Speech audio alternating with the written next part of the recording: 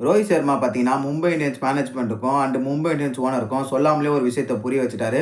அது என்ன விஷயம் நான் சொல்றேன். அதுக்கு முன்னாடி ஃபர்ஸ்ட்டு நம்ம சேனல பார்த்தீங்கன்னா, மறக்காம ஃபாலோ பண்ணிக்கங்க. டெய்லி நிறைய இன்ட்ரஸ்டிங்கான வீடியோஸ் வரும்.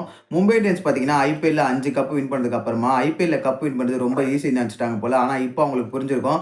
ஐபிஎல்ல கப் வின் பண்றது அவ்வளோ ஈஸி கிடையாது. அது ரோஹித் சர்மா அவ்வளோ ஈஸியா காட்டியிருக்காருன்னு. கேப்டன்சி எவ்வளோ முக்கியம்னு இப்போ அவங்களுக்கு புரிஞ்சிருக்கும். நான் ஹர்திக் பாண்டியா கேப்டன்சிய குறை சொல்லல.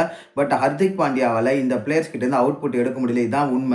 ஒரு கோச், ஒரு கேப்டனோட வேலை என்னன்னா, இருக்கிற பிளேயர்ஸ் கிட்ட இருந்து அவுட்புட் எடுக்கணும். இதே போலர் தீபக் சஹர், ஷார்துல் தாக்கரை வச்சு தான் எம்எஸ் தோனி 2 டைட்டில் வின் பண்ணாரு. இதே மாரி நெறைய முகம் தெரியாத பிளேயர்ஸ வச்சு ரோஹித் சர்மாவும் டைட்டில் வின் பண்ணியிருக்காரு. ஸோ ஒரு டைட்டில் வின் பண்றதுக்கு கேப்டன்சி ரொம்ப முக்கியன்றத நான் சொல்ல வரேன். ஹர்திக் பாண்டியா நல்லா தான் கேப்டன்சி பண்றாரு. ஆனா, அவரால இந்த பிளேயர்ஸ் கிட்ட இருந்து அவுட்புட் எடுக்க முடியல. இதான் பிரச்சனையாவே இருக்கு மும்பை இந்தியன்ஸ்க்கு. ரோஹித் சர்மா ஒரு இன்டெலிஜென்ட் கேப்டனுங்க. ஏன் நான் இத சொல்றேன்னா, எம்எஸ் தோனிக்கு அகைன்ஸ்டா 3 ஃபைனல் விளையாடி 3 ஃபைனலும் வின் பண்ணியிருக்காரு. இது அவ்வளோ சாதாரணமான விஷயமே கிடையாது. ஒண்ணு ஜிடில குடுத்த ஃப்ரீடம மும்பை இந்தியன்ஸ்ல வந்து ஹார்திக் பாண்டியா குடுக்காம இருக்கணும். இல்லன்னா அந்த சீனியர் பிளேயர்ஸ்குள்ள ஏதாச்சும் ப்ராப்ளமா இருக்கணும்.